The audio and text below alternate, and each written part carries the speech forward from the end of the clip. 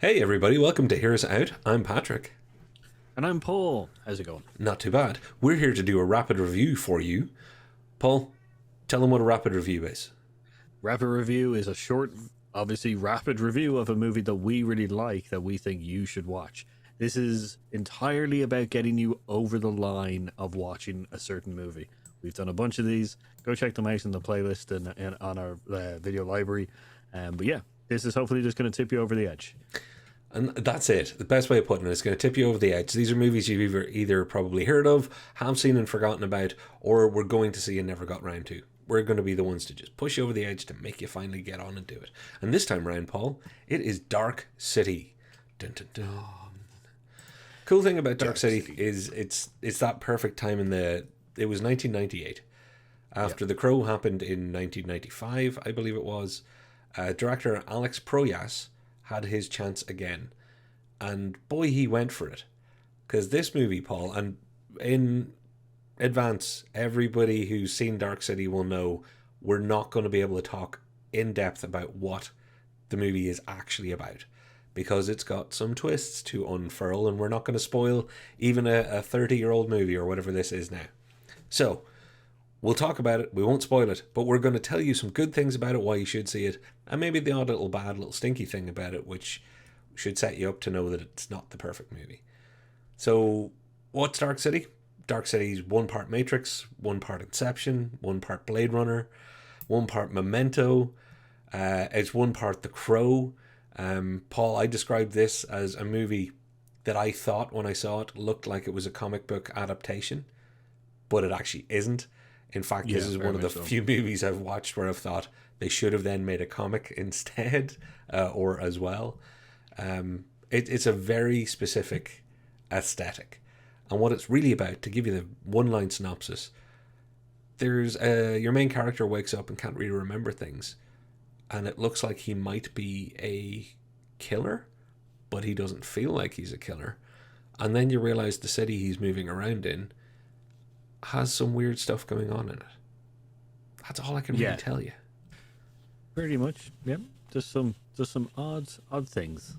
Odd things. Some odd things. Well, we're going to have to tell you about some of the odd people. So there's there's a clandestine group that show up, and when I say show up, I mean like float up, dressed in essentially Matrix gear, mixed with private detectives. Leather-clad latex private detective styles. Very gumshoe via the bordello. And Richard O'Brien is one of them. Richard O'Brien from Crystal Maze, and also from Rocky Horror Picture Show. Yeah, I love Richard O'Brien, and he chews this one up nicely, and not even chews it up. He's just brilliant. He is great in this. This is one of those performances of his that is oft overlooked because people forget this movie. But you've got these shadowy figures who are doing some things, and again, we won't go into it, that are affecting the place and the people in the place. And that's where your kind of mystery starts. So you get a couple of layers of mystery. Guy who can't remember things, looks like he's, a killer. And you've got a cop that's coming after him. You've got his wife trying to work out what's going on there. You've got lots of little bits and pieces in what is a stacked cast. Paul, who isn't in this movie? Is probably the easier way to say it. But so, name some of the big hitters. So we've got which goes William Hurt, Keith Sutherland, Jennifer Connelly, which goes Ian Richardson, which goes, and obviously what we've talked about, Richard O'Brien, and then the lead is Rufus Sewell, as well. So like it's a fairly good, well-known cast where like around these kind of like elements, around these kind of movies and stuff. It's interesting to see Kiefer Sutherland kind of around the place for this.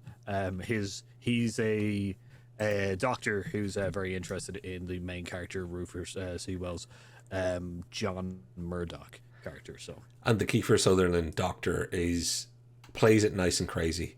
plays it nice and breathy and a bit weird, and he's all, "I must help you find your memories." It's awesome.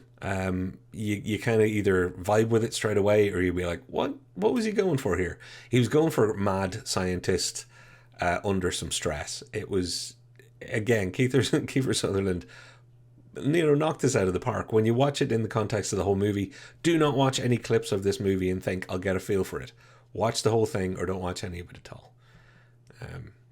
And Yeah, like yeah, it's one of those. Yeah, it's one of those movies that if you watch a small clip or something like that out of context, it'll probably be very weird and probably like this film introduces concepts very kind of rapidly, but also kind of within the tone of kind of how the main character is also perceiving them, which is a nice kind of like line of how you're going to get them.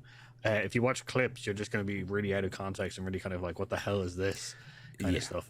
it would look terrible if I watched a clip of this movie. I'd never watch the rest of it because none of it could work on its own. And if you need one last thing before we move off the cast to push it over the top, Melissa George, for all you Home and Away fans, this was one of her first big movies. She has a part in this, and I'll be honest with you, she does more with her small few lines than the main character manages to act for the rest of it. Paul, good. We usually do the good then the bad. I think since we're talking cast, we've got to mix the good and the bad here. It's a killer cast. It's a stellar cast. John Hurt underplays his detective. It's very subtle. Kiefer Sutherland overplays his mad doctor. The actor Rufus Sewell is terrible in this. Yeah. I don't want to pick on the guy, but there's a reason why you can't remember his name, in my opinion. And I'm sorry if you're watching this, dude. I'm sure you're a wonderful person. I think you were woefully miscast for this movie, and it's one of the reasons why this movie isn't more famous. Loved You in Knight's Tale as the main bad guy, by the way. There you go. Yeah, plays good bad guys. Yeah, but yeah, no, it's a big kind of bad when you're if you pitch which goes Rufus against William Hurt kind of thing. It's a very kind of you can tell that one side of the conversation is a lot better. Any conversation with Jennifer Connelly, obviously the sweetheart of the 90s, which goes is definitely just winning out. It's the main problem with his character with Rufus in it. Now, as we don't want to kind of overly shit on the guy. Don't want to pile on, but he was, let's say, he was outclassed by the people that he was sharing the screen with at most times.